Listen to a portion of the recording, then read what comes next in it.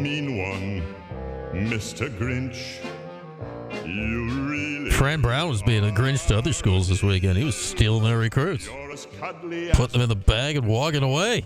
charming as an eel. Man, it's a wild recruiting season around here. Never before have we really ever had one quite like this. A whole week into Fran Brown being a head coach. His introductory press conference was a week ago today. A lot has happened since then. A lot has happened to help us put it all into perspective. We bring on our first guest today. He's Adam Friedman. He's the rankings director for Rivals.com, one of their main recruiting analysts as well. Adam, thanks so much for taking the time today.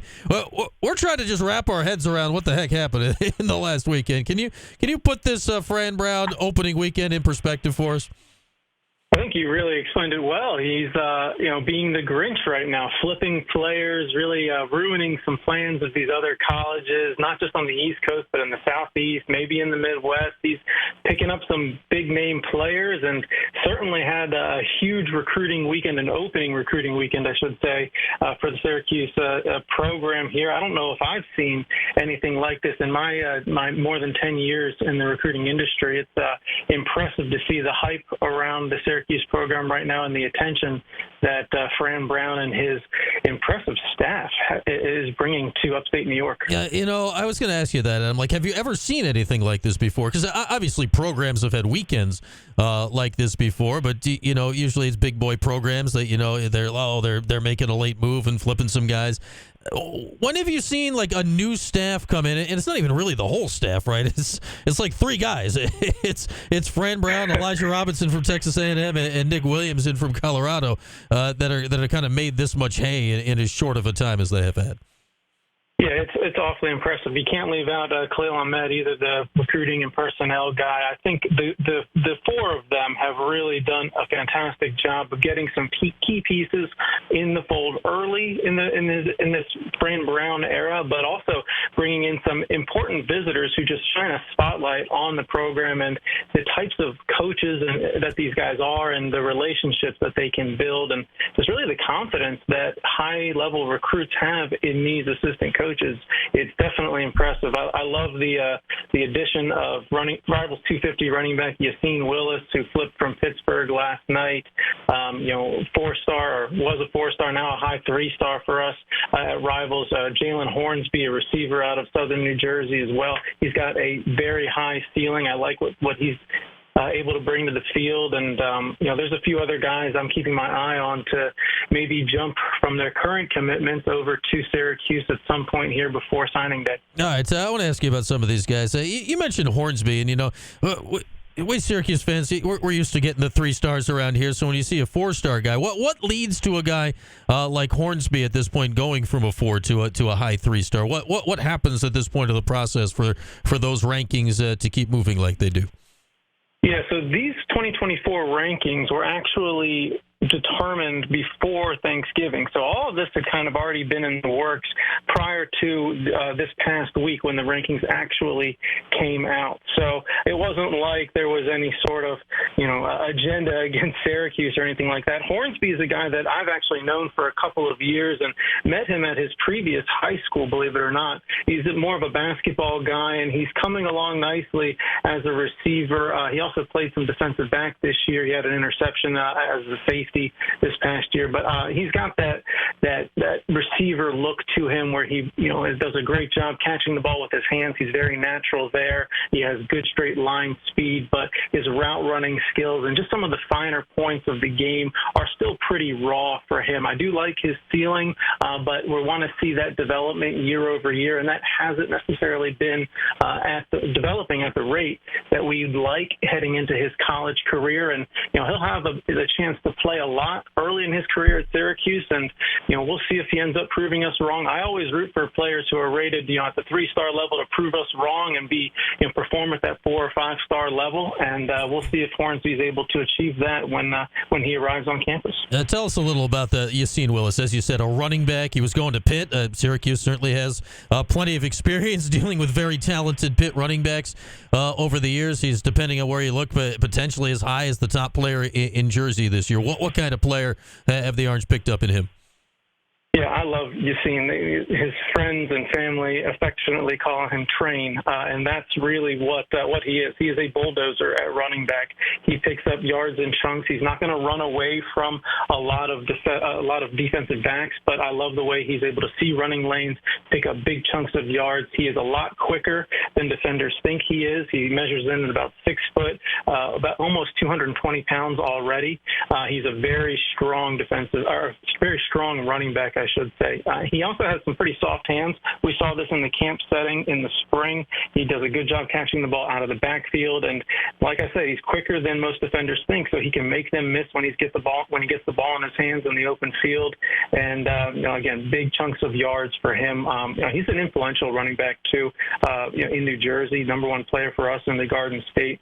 I think he could convince some other players to maybe join him up in upstate New York. And look, there's so much New Jersey on this roster already, and I would expect more to jump into the fold as well. Adam Friedman, Rivals.com, is with us. Let's talk about this Jersey aspect here, because going back certainly to when Coach B was head coach here, and back in the day, Jersey was extremely important to Syracuse. They kind of got away from them a little bit. Greg Schiano, got in there at his first stint at Rutgers. Obviously, Penn State's always big in Jersey. What can this group, and when I say this group, especially Fran Brown and Elijah Robinson, two Jersey guys, what are reasonable expectations for Syracuse in Jersey going forward, Adam?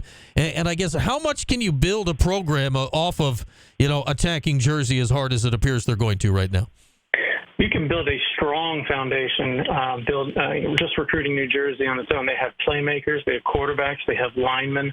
I think that it's a solid idea to build off of the talent that New Jersey produces. So this year in the state of New Jersey, I would expect that Fran Brown and his staff continue to flip a few other players. Yassine Willis they just did, Jalen Hornsby they just got. Look for somebody like who was just visited this weekend, Emmanuel Ross is a player I'm keeping a very close eye on. They just flipped Jahid Lassane. I think I'm pronouncing his name right. He's a former Kent State commit. I would imagine that he brings his teammate to Murad, a defensive lineman. I think how he projects, he could end up joining the fold as well. There's a few other guys I'm keeping my eye on in New Jersey in 2025, though. There's a few players there who I think could really, take a much closer look at Syracuse. Jameer Joseph, that's Yassine Willis's teammate, is a rival. He's a Rivals 250 defensive back. You could look at DJ McClary, who's a current Penn State commit out of Jersey City. That's Newark. I think it's Newark Central in New Jersey, I believe he's at. There's Jalen Matthews, a big offensive tackle out of Toms River. There's a few guys here who I think could end up taking a much closer look at Syracuse, not just this year, but next year. Look at guys like Fran Brown, all of his New Jersey connections, Elijah Robinson, who's a New Jersey guy, Nick Williams. You look at Nunzio Campanelli. Everybody up there is so familiar with Nunzio.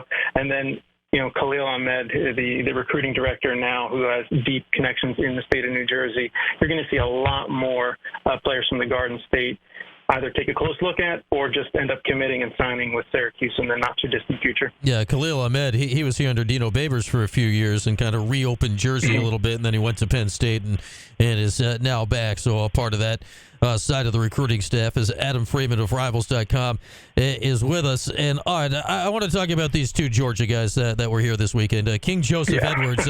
King Joseph Edwards, he don't play around in the social media. He was posting like every 4 minutes what was going on. That kind of gave us a view into everything that was going on in the Dome this past weekend. And like his buddy, KJ Bolden, who was a top 15 player in the country, came up with him. It feels like King Joseph is leaning Syracuse. What do you know about him? And is there any chance Bolden flips from Florida State? Yeah, we'll start with King Joseph. He is a 5-star social media expert, okay? Oh, this guy does a great job. He's all over the place. Yeah, exactly. He's a really good defensive end. I like his ceiling. He's an explosive pass rusher. I want to see more from him in terms of just being available and being consistent on the field.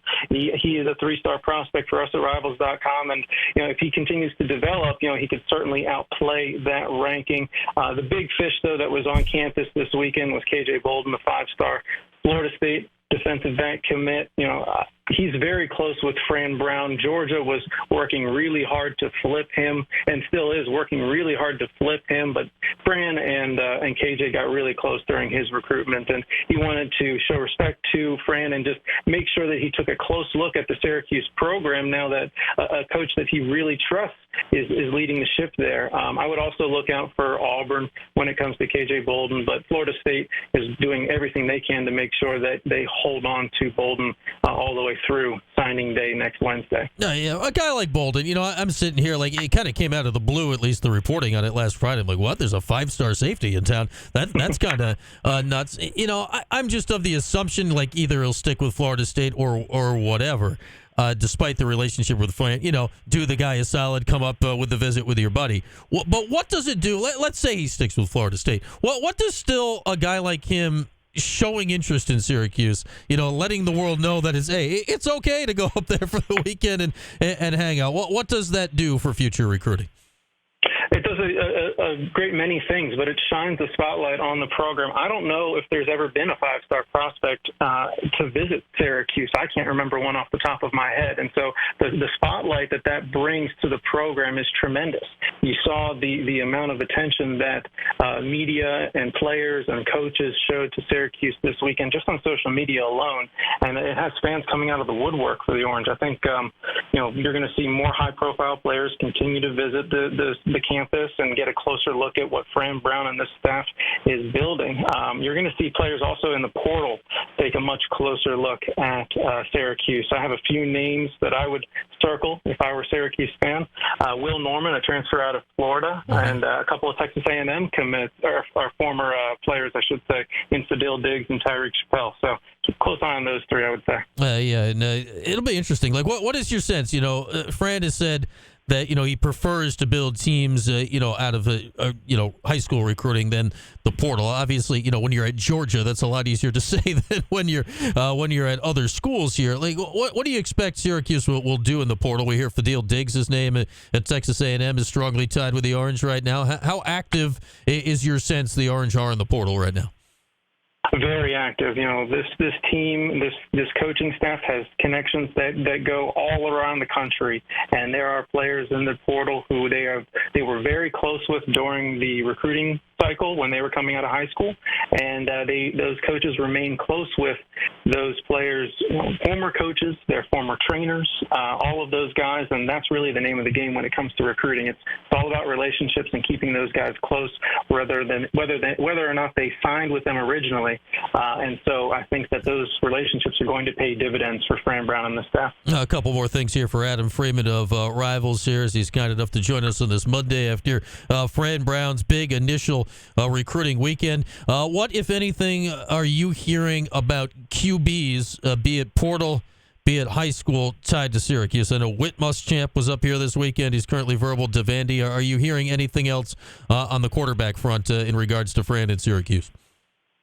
There's going to be some movement there. I would keep an eye on Whit. I think that's a guy who has obviously a lot of familiarity with Fran, being that his dad was on the staff with Fran at Georgia. There are a couple other guys who are taking a look at potentially visiting Syracuse. It wouldn't surprise me if maybe Kyle McCord takes a visit up there. That's not confirmed. That is something that kind of tracks, though. He has some familiarity with Fran and Elijah Robinson because he is a Southern New Jersey, Philadelphia guy. McCord did just visit Nebraska with Julian Fleming, the former Ohio State receiver who is also transferring. So maybe those guys would be somebody to keep an eye on. But that's me thinking that it's a good fit, not necessarily any solid information there, I'd say, but I do think it would be a good fit for Syracuse to maybe go after a name like that who is familiar with the East Coast and Northeast and those coaches that are now at Syracuse. Yeah, I'd say we're all kind of assuming that next year's starting quarterback is likely not on the roster at the moment, but we shall see how it all goes. All right, last thing here for you, Adam. This was such a wild weekend, and by this point last week, we had you assumed he'd get up to something. We had no idea what might be developing in the week to come. What's your sense of what Fran might have up his sleeve here for the next week and presumably another exciting recruiting weekend here in the Qs? Yeah, I would put the over/under at maybe 1.5 more flips before the weekend. I would say. We've mentioned some of the guys that I'm keeping an eye on there. Emmanuel Ross being one of those guys, and certainly the portal recruiting is going to pick up steam heading into the weekend. I think that we're going to see more visits from transfer prospects, and we're going to see some guys announcing on or right before National Signing Day, I believe, is a quality timetable for those guys. Yeah, we're not used to having to watch the shows with the hats and the whole thing on signing day. It's just not normally. It's like, all right, everyone faxed in their stuff. We move on with our day.